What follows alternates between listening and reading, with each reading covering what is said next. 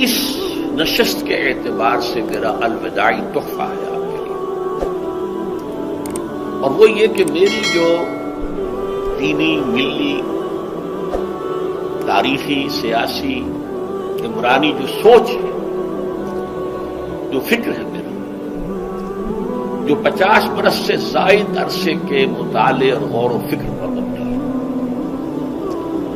اس مطالعے میں میری آنکھیں بنیادی طور پر قرآن اور حدیث ہیں، لیکن یہ کہ دنیا کا مشاہدہ، کھول آنکھ، زمین دیکھ، فلک دیکھ، فضا دیکھ، دنیا میں کیا ہو رہا ہے، کیا کیا عوامل ہیں، ماضی کیا تھا، ہم کہاں کھڑے ہیں، اب کہاں جانا ہے، اس پر میری ایک سوچ ہے، میرا فکر ہے۔ پھر یہ کہ ہماری اخروی نجات کا دار و مدار کس چیز پر ہے؟ تاریخ کے بہاؤ کو نہ میں روک سکتا ہوں، نہ آپ روک سکتے ہیں، وہ تو ڈانگ بہتا رہے گا، اور اس کو فیصلہ کرنے والا صرف اللہ ہے۔ کسی فرد بشر کے اختیار میں نہیں ہے کہ وہ تاریخ کے بہاؤ کو موڑ دے۔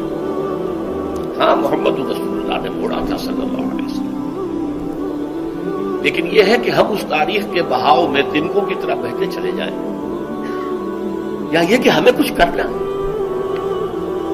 اس اعتبار سے میں اپنے فکر کا خلاصہ آج آپ کی خدمت میں پیش کروں گا، وہ میرا اس سلسلہ اجتماعات کے اعتبار سے الوداعی تحفہ ہوگا۔ اب میں آغاز کر رہا ہوں۔ پہلی بات، اس سبب میں 3 باتیں مجھے کہنی ہیں۔ سب سے پہلی بات یہ کہ زندگی کی سب سے بڑی حقیقت موت ہے۔ ہم بھلائے رکھتے ہیں، اپنے ذہن سے اسے دور رکھتے ہیں، لیکن واقعہ یہ ہے کہ زندگی کی سب سے بڑی حقیقت موت ہے۔ خدا کے منکر پیدا ہوئے ہیں، لیکن موت کا انکار کرنے والا تو کوئی پیدا نہیں۔ اس لیے میں نے آیت آپ کو سنائی، کل نفس ذائقۃ الموت،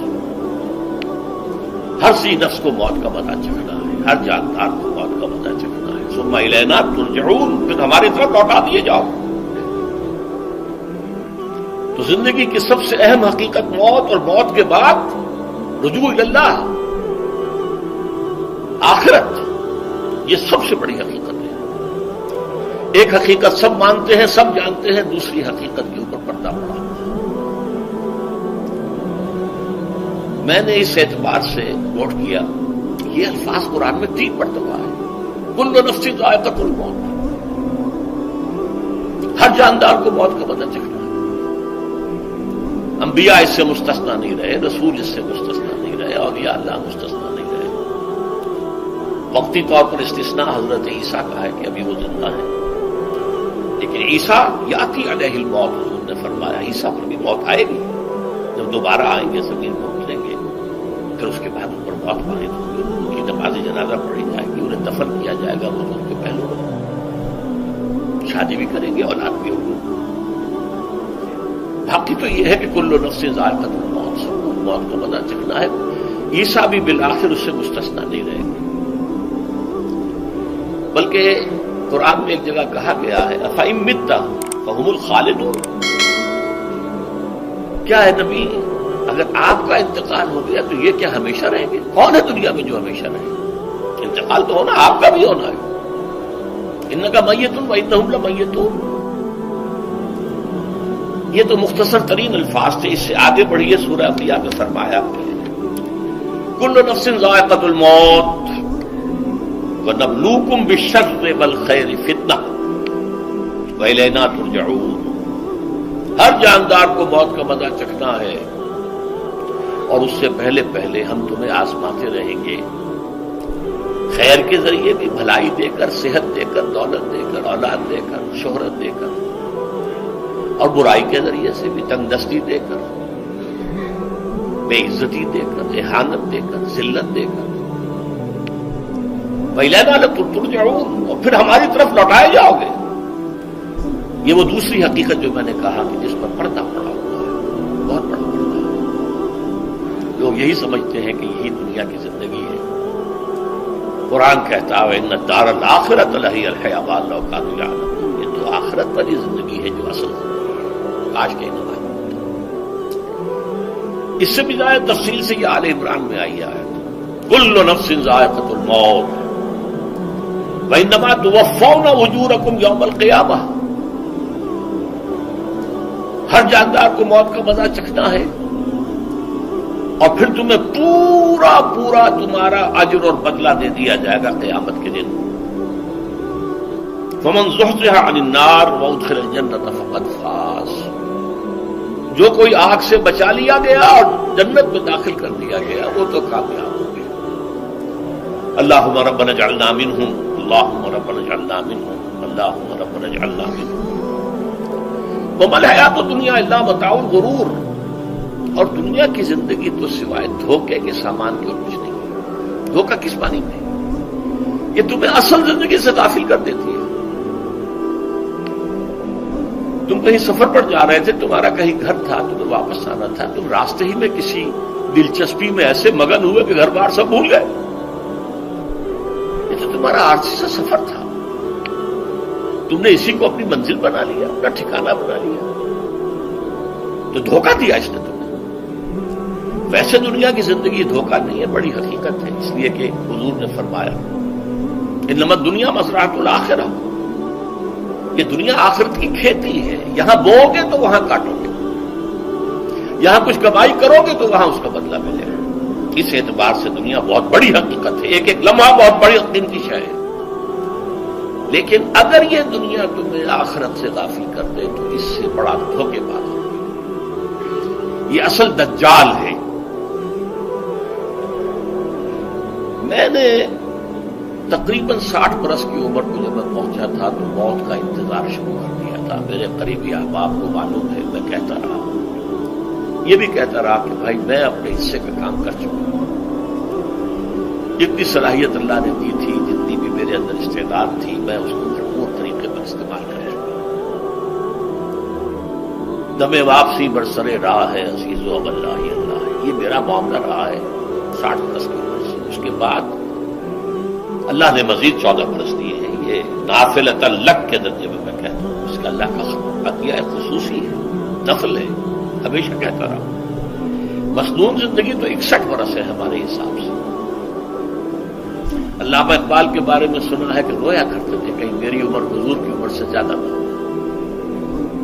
वो 6 महीने कम ही रही है हुजूर की उम्र से।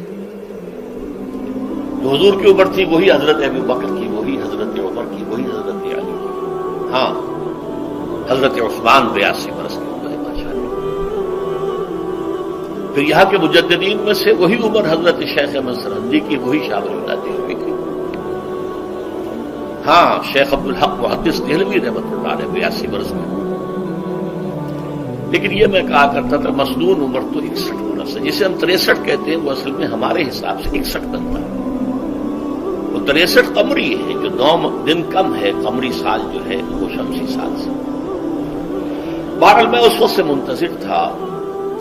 लेकिन जो भी वक्त अल्लाह ने दिया है, अल्लाह का शुक्र है, वो मुफीद कामों में लगा है। तो मैं खास तौर पर मैं समझता हूं कि अल्लाह का मुझ पर सबसे बड़ा एहसान, और मुझे पर नहीं, बहुत बड़े पैमाने पर लोगों पर जो एहसान हुआ है वो मेरा 1998 का दौरा था जो कुरान है, जो कराची में हुआ था।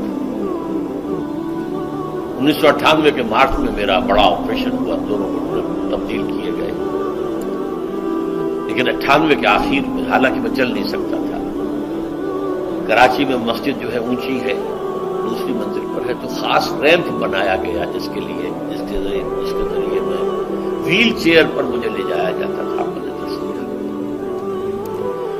इस दर्स की गुज़श्ता चंद सालों से पूरी दुनिया में जो गूंज हुई है अल्लाह के फजल से, कोई हिकमत खुदाबंदी इसके साथ वाबस्ता है। इसमें मेरे किसी काम को दखल नहीं है, मेरी किसी कोशिश को दखल नहीं है। मैंने तो जो दर्स में देता आ रहा था सन 85 से दौरा तर्जुमा कुरान, अलबत्ता ये बात जरूर है कि मैंने महसूस किया था कि सन 98 के उस दर्स में दौरा तर्जुमा कुरान के मुझे खुसूसी इंशराह हासिल था। मेरी सारी गुफ्तगू का हासिल क्या है? देखिए, नजरियाती तहरीकों का ताल्लुक अशखास से नहीं होता। ठीक है, कोई उसका दाई होता है, कोई उसका मुअस्सिस हो जाता है, कोई उसका आगाज करने वाला होता है, लेकिन नजरियाती तहरीक अफराद से वाबस्ता नहीं। افراد آتے چلے جاتے ہیں اپنا اپنا حصے کا کام کر کے، جس کو جتنا مقدر ہے، جتنی اللہ تعالیٰ کی طرف سے توفیق ہے، تو اپنا کام کرے گا، چلا جائے گا۔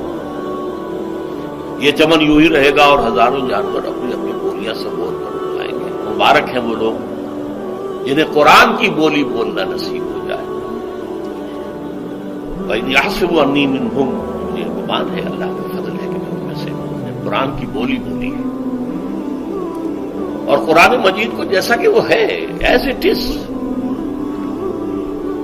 اپنے کو مذمومہ خیالات، اپنے کوئی ذہن سے زائدہ نظریات کو میں نے اس میں دخل نہیں دیا، جسے انگریزی میں آپ آبجیکٹیولی کہتے ہیں، خالص معروضی طور پر قرآن کو پڑھا، قرآن کو قرآن سے سمجھائے، یا پھر سیرت رسول سے سمجھائے۔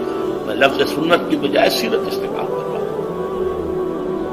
قرآن مجسم حضور تھے صلی اللہ علیہ وسلم، اور حضور کی سیرت اور حیات جو ہے وہ قرآن مجید کی اصل تفسیر ہے۔ یہ حقیقت بھی بہت کم لوگوں کے علم ہے۔ وہ احادیث کا نام تو لیتے ہیں، احادیث نہیں ہے، سیرت بھی تو احادیث ہی سے ہمیں ملتی ہے، لیکن میں خاص طور پر سنت کی حدیث کی بجائے سیرت کا لفظ لیتا ہوں۔ قرآن کی دو سورسز ہیں، قرآن خود اور